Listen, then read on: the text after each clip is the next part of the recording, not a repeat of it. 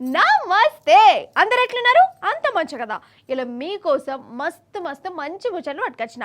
మరి గంత మంచి ముచ్చట్లు పట్టుకొచ్చినప్పుడు చెప్పుకోవాలి కదా. చలో పాండ్రి, ఈశ్వరప్ప హోమియో క్లినిక్ సమర్పించు ధూమ్ దా ముచ్చటగా ముచ్చట్లు షురు.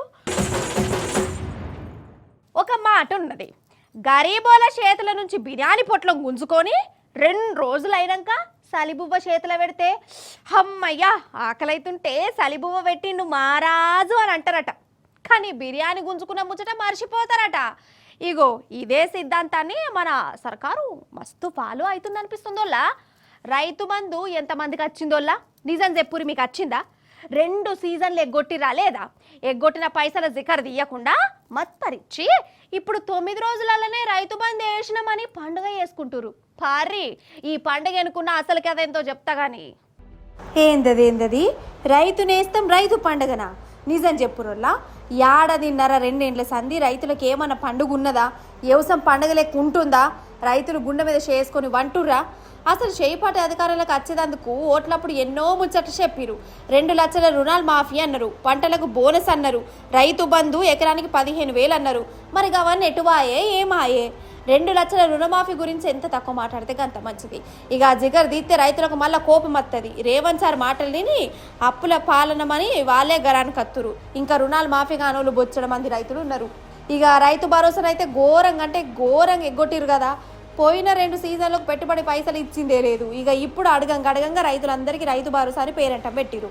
9 రోజులలోనే అందరికీ వేసినాం అనుకుంటా పండుగ చేసుకుంటురు. మరి అందరికీ ఎత్తే గిట్ల ధర్నాలు చేసేటోళ్ళు వీళ్ళెవరు? వీళ్ళెందుకు వాళ్ళే?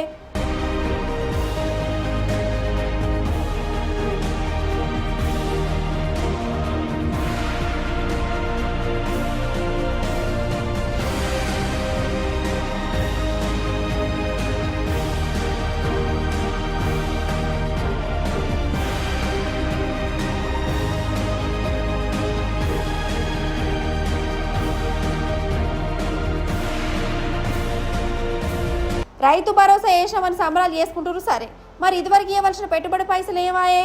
అవి ఎప్పుడు ఇస్తారు? లెక్కకైతే 15,000 ఇస్తా అన్నారు. 15,000 వడ్డీ అను ఎకరానికి. మరి అన్న ఎందుకు కోతలు పెట్టే? ఇక రుణాలు ఇంకా ఎందుకు మాఫీ కాలి? రైతు బీమా ఎటువాయే? యాళ్ళకెరువులు ఎందుకు అందుతలేవు? పండించిన పంట ఎందుకు కొనలేదు? కొనే మార్కెట్ సెంటర్లను ఎందుకు తెరవలేదు? సర్కారు కొనుకపోయే వరకల్లా కల్లాలల్లా మార్కెట్లా నీళ్ళకి దడిచిన వడ్ల ముచ్చటేంది? ఆ లుక్సాన్ ఎవరు కట్టుకోవాలి? ఇక ఇది చాలదని మొన్న రైతులకు బేడీ లేచిరు. లగచల్ల రైతులను జైలుకు పంపిరు. మా భూములు మాకే అని మరల వడ్డోళ్ళ మీద లాఠీ చార్జీలు చేసిరు. ఇవి అన్నీ చేసి ఇప్పుడు పండుగ రైతు పండుగ అని పండుగ చేస్తాండ్లు. ఇక ఏం చెప్తామోల్లా, అన్న పెట్టిన రైతుకు సున్న పెట్టి ఇక ఇప్పుడు పండుగ చేస్తున్నాం అంటే ఏమనాలి? అంటే పుండు మీద కారం చల్లినట్టా కాదా? ఇట్లనే అంటుర్రోళ్ళ రైతులు. నిజంగా గురు శిష్యుల బంధం అంటే గురు శిష్యుల బంధమే పోండ్రి. బడేబాయి కోసం షోటేబాయి, ఆంధ్రబాబు కోసం మన రేవంత్ సారు. అసలు ఏమన్నా మెహర్బాని చేస్తాడా? ఇగో గిట్లంటే సార్కు మళ్ళీ కోపం వస్తుంది. కానీ జనం అనేదే లేనంట. నేనేమో సెపరేట్గా కల్పించి చెప్పాను కదా, మీకు కూడా ఎరికే. ఈ బలకచెల్ల సంగతి చూర్రాదు. ఓ దిక్కు మునుగుతాంరా భగవంతా అంటే మన రేవంత్ సార్ నుంచి సప్పుడే ఉంటలేదు. మరి ఎందుకు సప్పు లేదు? ఎందుకు గిట్ల చేస్తుండు? ఏది ఓ మళ్ళీ కార్చుకున్నట్టు చేద్దాం రాని. మరి కథం ఏమంటే మన కేసీఆర్ సార్ పక్కకు జరిగిండు. ఇక అటు చంద్రాల సారు నిద్ర లేవనే లేచిండు. ఇన్నొద్దులు కుక్కిన పేను లెక్క సరిసప్పు లేని చంద్రాల సారు ఇక మన మీదనే కుట్రేషన్ చేస్తుండు. మరి ఆయన కుట్రేషన్ చేస్తుంటే మన ముఖ్యమంత్రి అడ్డమడాలనా అద్దా? గాబ్చూప్ సాంబార్ బుడ్డ అన్నట్టే చేస్తుండోల్లా చంద్రాల సార్ కుట్రలు మోతుండనిపిస్తుంది. ఆంధ్ర సర్కారు అన్యాలంగా కడుతున్న బనకశెల్ల ప్రాజెక్టుకు మంగళారతులు పడుతుండు. అంటే ఇది మనల్ని ఎన్నుపోటు ఒడ్చుడు అన్నట్టేనా కదా? అరే గిందుకేనా తెలంగాణకు ముఖ్యమంత్రిని చేసింది? చంద్రాల సారు అడుగుడుతోనే గోదావరి నీళ్లను బంగారం పల్లెంలో పోషిస్తుండు. ఏమనంటే రేవంత్ సార్ ఏమంటాడల్లా, నీళ్ళు కిందికి పోతాన్నాయి కాబట్టి చంద్రాల సార్ ఎత్తుకపోతాండు, ఇంట్లో మనం చేసేది ఏమున్నదా నేను కేసుకొస్తుండు. అసలు నీళ్ళు కిందికి ఎందుకు పోనీయాలే? పోకుండా ఆపే తెలివి లేదా? ఏదన్నా ఎక్కువ చేయొద్దా?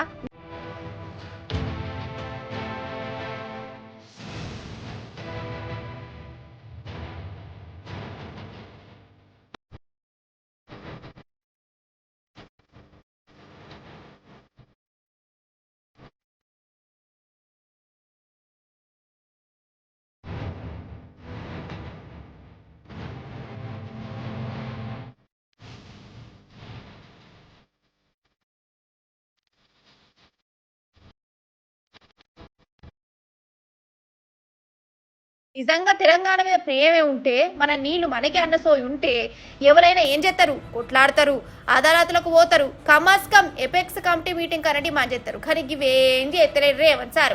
ఏమనంటే చంద్రాల్ సార్తో మాట్లాడతా తీ అంటుండట. ఏం మాట్లాడతాడు గురువు గారితోని, అసలు ఆయనతోని మనకేం పని, ఏం అవసరం, ఎట్లెత్తుకపోవాలనో కొత్త ఐడియాలు ఇస్తాడా ఖాతా కానీ యోగిట్టనే గరమైతురులా. అసలు బనకషెల్ల కడదామని ఆంధ్ర సర్కారే అనుకున్నది. అసంటప్పుడు వాళ్ళే మన కాడికి రావాలి, వాళ్ళే మనతోనే మీటింగ్ పెట్టాలి, వాళ్ళే మనల్ని అడుక్కోవాలి. కానీ ఉల్టా మనం అడుక్కునుడేంది, మనం బతలాడుకునుడేంది. కేసీఆర్ సార్ కాళేశ్వరం కట్టేటప్పుడు కాళ్ళకు బలపాలు కట్టుకొని తిరగలేదా, మహారాష్ట్ర నొప్పియలేదా, వాళ్ళ అనుమానాలు తీర్చలేదా? మరి అసంటప్పుడు చంద్రాల్ సార్ మన కాడికి ఎందుకు రాడు, మనల్ని ఎందుకు అడుక్కోడు అంటే ఆడ ఉన్నది రేవంతేనాయే, మా బోడేనాయే, నేను చెప్పేది నెటోడేనాయే అన్న ధైర్యమే కదా. ఇంత జరుగుతుంటే కమస్కం పువ్వు పాటోళ్ళు కూడా సప్పుడు ఎత్తలేరు అంటే అల్లాలు ఒకటైరు అన్నట్టే కదా. అసలు ఇదంతా చంద్రాల్ సార్కు అప్పు పుట్టేదందుకు మోడీ సారును రేవంత్ సార్ చేతులు కలిపి ముగ్గురు ముచ్చటగా ఆడుతున్న నాటకం అని అంటున్న ఈ బనకచర్ల గురించి తెలిసిన వాళ్ళు ఏమంటారు?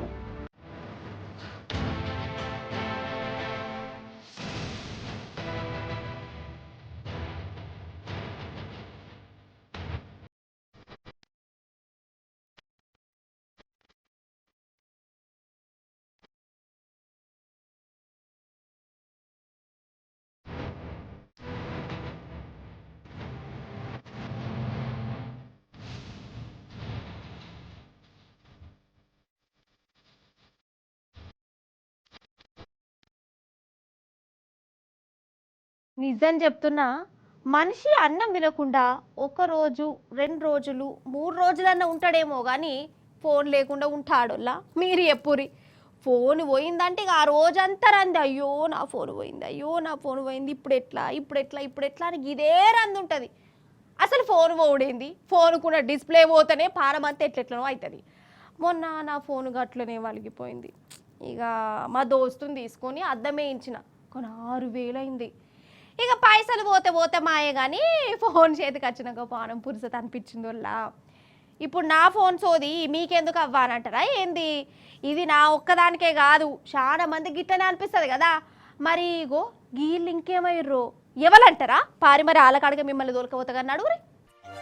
అయ్ ఇగో ఫోన్ల కుప్ప వారిని ఇదేమన్నా జగదీష్ మార్కెటా, జుమ్మెరాత్ బజారా, గిన్నెగనం ఫోన్లు ఉన్నాయి ఏంది అనిపిస్తుంది కదా. ఇది జుమ్మెరాత్ బజార్ కాదు, పోలీస్ టౌనే.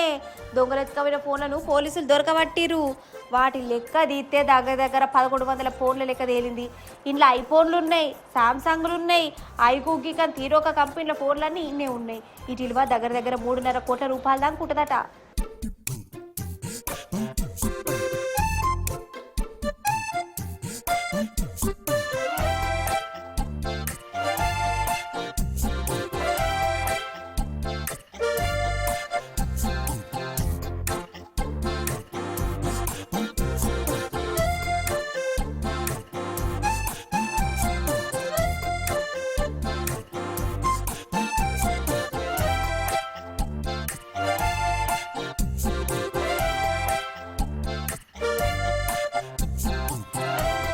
ఇది జనరల్గా ఒక కేసు నేరం జరిగినప్పుడు very few people victim and accuse connect అయినటువంటి కేసులు ఉంటాయి.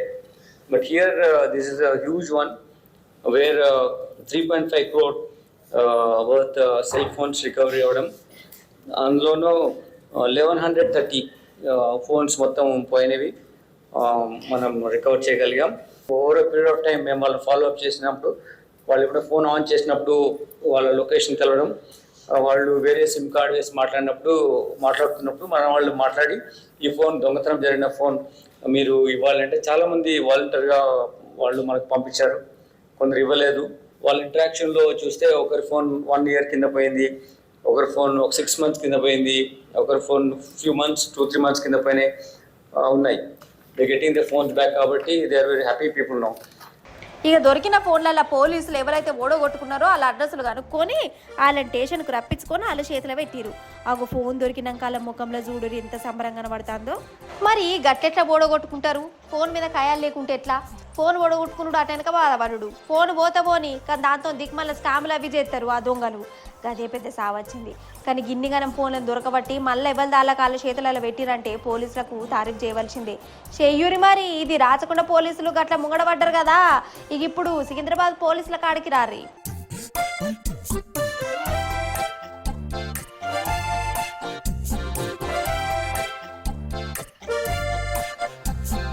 వామ్మో ఎన్ని నోట్ల కట్టలు కదా. అయితే మోండా మార్కెట్ కాడ అగ్గోకే బంగారం ఇప్పిస్తామని ఒక సేటు నిలిబూతా ముంచింది ఒక గ్యాంగు. ఇగో ఇదేగా గ్యాంగు, మొత్తం 43 లక్షల రూపాయలట. ఇక చెప్పుర్రి, ఇక పోలీసులు ఆ ముఠాన్ని దొరకబట్టి పైసలను వాళ్ళ కాడికి వెళ్ళి తీసుకున్నారు. అగో చూసినవా దొంగలు ఎట్లా మోపాయిరో, వాళ్ళ చేతులు ఇరిగిపోను. చెప్పుడు మర్చిన పొద్దుగాల నాకు బాగా షాయి దాగబుద్ధి అయింది. 20 రూపాయలు పెట్టి పాల ప్యాకెట్ కొనకచ్చుకున్నా. నా ఘాషానంకున్న పడెత్తు పాలు ఇట్లా గరం చేసినో లేదో పలిగిపోయినాయోల్లా ఎంత బాధ అనిపిస్తుంది చెప్పు. మంచిగా షాయి తాగుదామంటే పాలు ఇరిగిపోతే పాలం ఇంత కొట్టుకుంటుంది.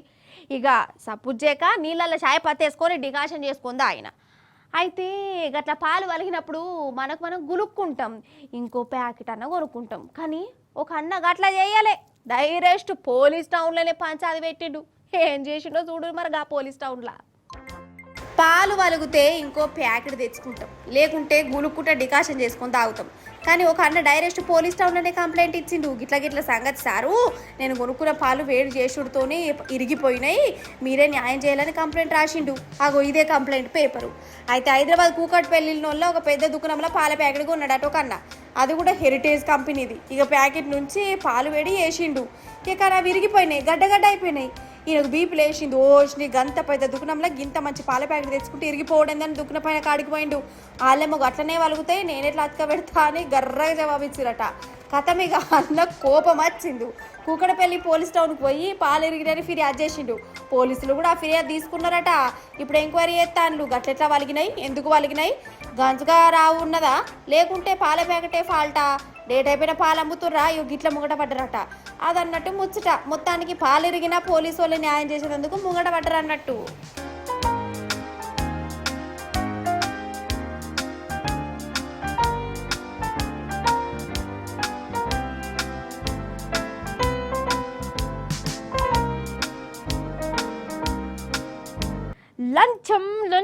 లంచమీ లంచగొండలు పాడుగాను. అసలుకు వాళ్ళకు బుద్ధి ఎట్లా వస్తుందో నాకు తెలుస్తలేదోళ్ళ. దినా దొరుకుతూనే ఉన్నారా? దొరికేటోళ్ళు దొరుకుతురు, తీసుకునేటోళ్ళు తీసుకుంటారు, లంచం ఇచ్చేటోళ్ళు ఇస్తూనే ఉన్నారు. అసలు ఈ సర్కారు కొలువులు చేసేటోళ్ళు లంచాలు ఎందుకు తీసుకోవాలి? అరే పని చేసినందుకు సర్కారు జీతాలు ఇయ్యబట్టే, అయినా కానీ మంది దగ్గర పైసలు గుంజుడేంది, వాళ్ళ కింద చేతులు పెట్టుడేంది. అసలు లంచాల కోసమే సర్కారు కొలువులు చేస్తుర్రా? గిట్లనే అనిపిస్తుందిలా. ఒకళ్ళని మించి ఒకళ్ళని మించి ఇంకొకరు పోటీలు వాడుకుంటా మరి లంచాలు తీసుకుంటారు అనిపిస్తుంది. అగో మళ్ళా దొరికిరు చూడుర్రి మీరే. ఇగో గీ ఫోటో చూడుర్రి, ఏడుతాంది పెద్దక్క. అక్కగారు లంచం తీసుకున్నారు, దొరికిపోయిర్రు. దొరికినాక బొల్ల ఏడుస్తుంది. అక్కగారు అంబర్పేట జిహెచ్ఎంసీ ఆఫీసులో ఇంజనీరు, కాంట్రాక్టర్ కాడ 20,000 లంచం తీసుకుంటుంటే దొరికిపోయింది. మొన్న కూడా గిట్లనే కాప్రా జిహెచ్ఎంసీ ఆఫీసులో స్వరూప్ అనే అక్క 1,50,000 తీసుకుంటా దొరికింది కదా. నిజంగా లంచాల కాడ ఆడోళ్ళు మొగలు అన్న ఫరకేలేదోళ్ళ. సర్కారు నౌకరా కాదన్నట్టే అవుతుంది వీళ్ళ కథ. వీళ్ళది ఇట్లుంటే నిర్మల్ జిల్లా దస్తూరాబాద్లో గీసార్ పర్ఫార్మెన్స్ చూడురి. సార్ పేరు Shivakrishna, panchayat secretary. Water plant permission కోసం 12,000 డిమాండ్ చేసిండు. ఏసీ బోరు దొరకబట్టిరు, ఇప్పుడు మొఖం మార్చుకున్నాడు. ఈనాడు మగ్గిసొంటోళ్ళు బొచ్చడం మంది దొరుకుతారు కదా. ఖాళీ ఈ ఒక్క 6 నెలలనే 122 మందిని రెడ్ హ్యాండెడ్గా దొరకబట్టిరు. 100 మందిని జైలుకు పంపిరు ఏసీ బోళ్ళు. అంటే ఏసీ బోళ్ళకి ఇన్ఫర్మేషన్ అత్తనే 6 నెలలలో 122 కేసులు అయితే మరి ఇన్ఫర్మేషన్ లేని ఇంకెన్ని ఉన్నాయి కావచ్చు. దినాం ఎంతమంది లంచాలు తీసుకుంటారు అయి ఉండాలి. సర్కారు నౌకరంటే ఇక లంచం అన్నట్టే వేస్తురు కొందరు. ఇక ఇంకో దిక్కు ఇంట్లో జనాలది కూడా తప్పే ఉన్నది. పబ్లిక్ కూడా ఈ ఆఫీసర్లకు మెల్లమెల్లగా లంచాలు అలవాటు చేస్తాను. సార్ సంతకం చేస్తే మంచిగా అరుచుకుంటా ఖుషి కొద్ది దావతిస్తామనుకుంటా వాళ్ళు కూడా తప్పు చేస్తాను. అసలు ఇంతమంది దొరుకుతున్నా కానీ లంచాలు తీసుకుంటూ మాత్రం మా అంత లేరోళ్ళ. తీసుకునేటోళ్ళు తీసుకుంటారు, ఇచ్చేటోళ్ళు ఇచ్చుకుంటూనే పోతురు. మరి లంచాలు ఎట్లా తగ్గాలనో అర్థమే అవుతలేదు నాకు. అయితే చెప్పుడు మర్చిన, నేను మా ఊరికి పోతా కదా. మా ఊరికి పోవాలంటే ఎక్కువ రైలు బండ్లనే పోతా, మంచిగా జల్దీ పోవచ్చు కదా. ఛార్జ్ కూడా తక్కువనే అగ్గుకొస్తుంది. అయితే రైలు ఎక్కినాక అసలైన రామాయణం ఉంటుందోలా సీటు కోసం పెద్ద దిమాగ్ ఖరాబ్ కథ ఉంటుంది. నేనైతే ఎంతమంది ఉన్నా 600 అయినా 100 అయినా సీటు మాత్రం సంపాదించుకుంటా. కానీ కొందరు సీట్ల కోసం తన్నుకుంటారు, తిట్టుకుంటారు, గల్లాలు కూడా పట్టుకుంటారు. సరే మనసంటే సాదాసీదా జనాలంటే ఏమో అనుకోవచ్చు. ఆఖరికి ఎమ్మెల్యే సార్ కూడా సీటు కోసం కొట్లాటకు పోయిండోళ్ళ. అదేమన్నా ముఖ్యమంత్రి సీట్ అనుకున్నాడో కేంద్ర మంత్రి సీట్ అనుకున్నాడో కానీ అగో ఎట్లా ఆగం చేసిండో చూడును మీరే. వందే భారత్ రైల్లో చూడురోళ్ళ ఈ కొట్లాట ఎట్లున్నదో. సీటు కోసం ఓటు కొట్టుకుంటుర్రు కదా. వీళ్ళు సాదాసీదా ప్యాసింజర్లు కాదు, పువ్వు పార్టీ ఎమ్మెల్యే సారు వారి బలగం ఇదంతా.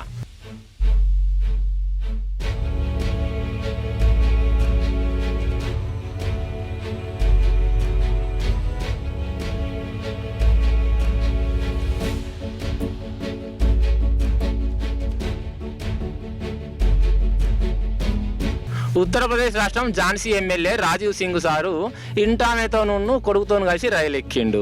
ఓకే, అయితే భార్య కొడుకు ఒక్క జాగల సీటు దొరికింది.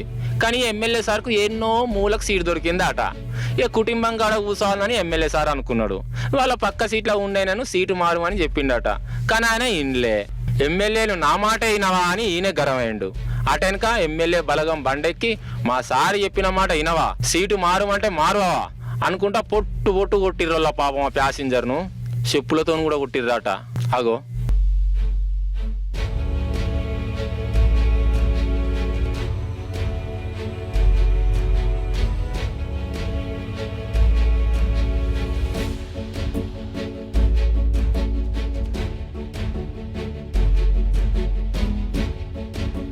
ఎంత గర్ర చూడు.